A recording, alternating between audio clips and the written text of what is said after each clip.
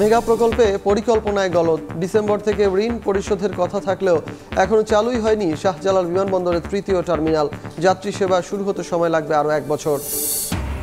খুলনায় ভোটের সমীকরণে মাঠের রাজনীতিতে সরব বিএনপি। সভা সমাবেশে চাঙা জামায়াত ইসলামীও।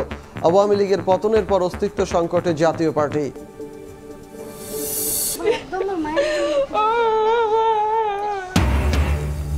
ভাগ্য বদলের স্বপ্ন বিভীষিকায় পরিণত। দালালের খপ্পরে পড়ে লিবিয়ায় জিম্মি চুয়াডাঙ্গার 37 যুবক। পরিবারের কাছে মুক্তিপণ দাবি। দেশে ফেরানোর চেষ্টা চলছে জানালো প্রশাসন। জনবল সংকটে স্থবির দেশের একমাত্র মাদ্রাসা শিক্ষা বোর্ড। পদে পদে হয়রানি। পদোন্নতির মাধ্যমে পদায়নের নির্দেশনা উপেক্ষিত। রায়ের কপির অপেক্ষায় চেয়ারম্যান।